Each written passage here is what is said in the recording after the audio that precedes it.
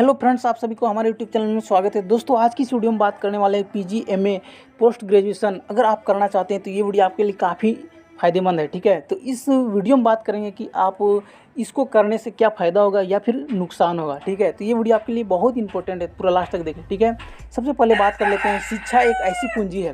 शिक्षा एक ऐसी कुंजी है जो आपके पास से कोई भी व्यक्ति चुरा नहीं सकता है। दैट मीन्स कि education is the key that no one can steal from you, यानी आपके पास से कोई भी चुरा नहीं सकता। अगर आपके पास गाड़ी है, मोबाइल है या फिर कोई भी प्रॉपर्टी है, पैसा है, तो वो आपके पास से लूट सकता है, लेकिन ज्ञान है, शिक्षा अगर आपके जीवन में, तो कोई भी वो चुरा नहीं सकता।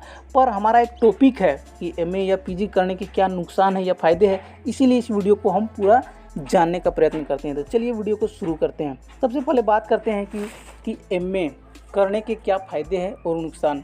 तो कह सकते हैं कि एमए करने का बहुत सारा फ़ायदा है।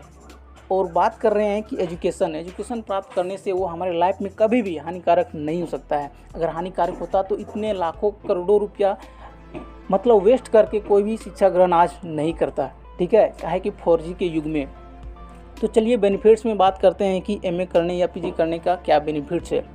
सर्वप्रथम है कि एमए आप जब करते हैं तो आपको एक मास्टर डिग्री प्राप्त हो जाता है, जो ग्रेजुएट के बाद आपको एक और सर्टिफिकेट प्राप्त हो जाता है।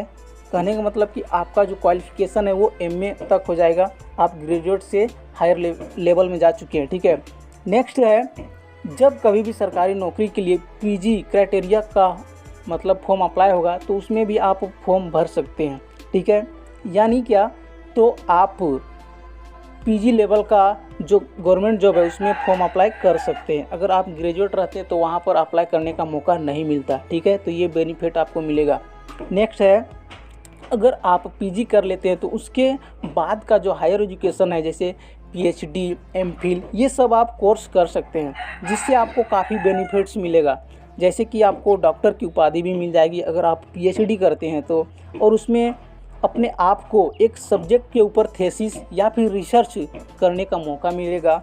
और अगर आप पीएचडी करते हैं तो आपको किसी भी कॉलेज का प्रोफेसर बनने का मौका मिलेगा। और अगर आप उस विषय में एक रिसर्च करते हैं तो वो आपके लिए काफ़ी मायने का बात रह जाती है। और प्रोफेसर बनना ये बहुत हाई लेवल का कह सकते हैं कि वो जॉब है, और उसमें काफ़ी ज़्यादा पैसे भी हैं, तो ये प्रोफेशनल आपके लिए हो जाएगा।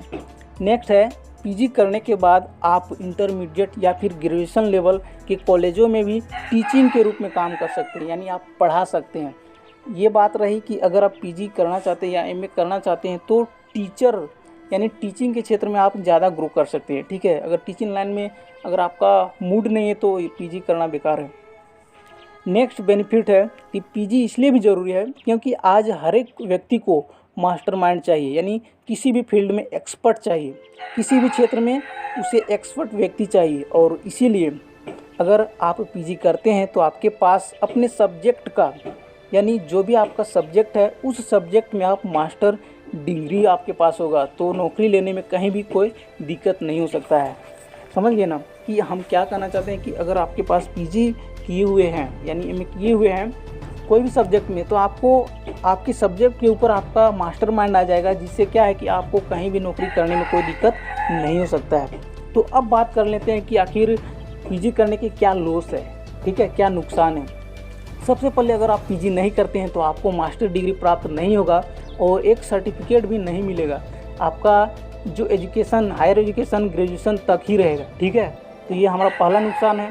दूसरा है, कोई भी पीजी या एमए लेवल का गवर्नमेंट जॉब निकलेगा तो उसमें आप फॉर्म अप्लाई नहीं कर पाएंगे, और आपका क्वालिफिकेशन उतना है ही नहीं, इसलिए आप उस फॉर्म को अप्लाई नहीं कर सकते हैं। ठीक है, फॉर्म नहीं भर सकते हैं, तो फॉर्म नहीं भरेंगे तो आपको नौकरी भी नहीं मिलेगा, तो ये एक दूसरा नुकसान है। नेक्स्ट है, अगर आप पीजी नहीं करते हैं तो आपको पीएचडी भी करने का मौका नहीं मिलेगा, या फिर मतलब पीजी से आगे जो भी एजुकेशन है वो प्राप्त करने का मौका नहीं मिलेगा, और अपने सब्जेक्ट के ऊपर आप थीसिस या फिर रिसर्च भी नहीं कर पाएंगे।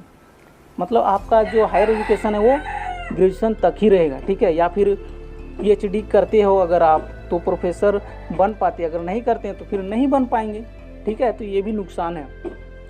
नेक्स्ट नुकसान है, अगर आपके पास मास्टर डिग्री नहीं होगा तो कोई भी हायर एजुकेशन वाला कॉलेज में आपको टीचर के रूप में नियुक्त नहीं कर सकता है। यानी आप चाहते थे कि हमें कॉलेज में पढ़ाना है या फिर अर्निंग करना है एजुकेशन के फील्ड से, तो कोई भी आपको कॉलेज वाला जो भी है वो आपको नहीं रख सकता है, क्योंकि आज के डेट में सबको आज एक्सपर्ट चाहिए किसी भी विषय में। तो ये हमारा नुकसान है।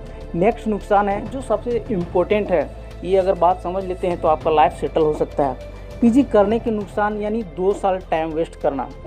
टाइम वेस्ट कैसे होगा? क्योंकि अगर आप गवर्नमेंट जॉब की तैयारी कर रहे हैं, और गवर्नमेंट जॉब ही आज का मकसद हो गया है, क्योंकि अगर हम पढ़ाई कर लेते हैं और हमें गवर्नमेंट जॉब नहीं मिलता है तो बेरोजगार ही कहलाएं, ठीक है। तो अगर आप इन 2 सालों में गवर्नमेंट जॉब की तैयारी करते हैं तो उसमें काफ़ी बेनिफिट्स मिलेगा और आपको नौकरी भी मिल सकता है। क्योंकि अगर आप नौकरी प्राप्त करना चाहते हैं तो, क्योंकि 10 से ग्रेजुएशन लेवल मतलब 10th से लेकर ग्रेजुएशन लेवल तक का ही गवर्नमेंट जॉब काफ़ी रहता है। कह सकते हैं 80 से 90% जो जॉब है वो 10th से ग्रेजुएशन लेवल का ही रहता है। तो इसीलिए अगर आप पीजी न करके भी अगर आप 2 साल रेगुलर कंपटीशन एग्ज़ाम की तैयारी करोगे तो आपको आराम से नौकरी मिल जाएगा, ठीक है। और आज का पढ़ने का हेतु ही है नौकरी, ठीक है ना। तो ये काफ़ी इम्पोर्टेंट है कि आप अगर पीजी नहीं भी करते हो तो आपको कह सकते हैं कि नौकरी कंपटीशन एग्ज़ाम की तैयारी करना चाहिए। तो ये नुकसान कह सकते हैं हमारे तरीके से। आप क्या सोचते हैं वो कमेंट बॉक्स में ज़रूर बताएं। अगर ये वीडियो आपको अच्छा लगा तो लाइक करें और अपने दोस्तों के साथ शेयर करें। तो ये एक प्यारा सा कमेंट कर सकते हैं।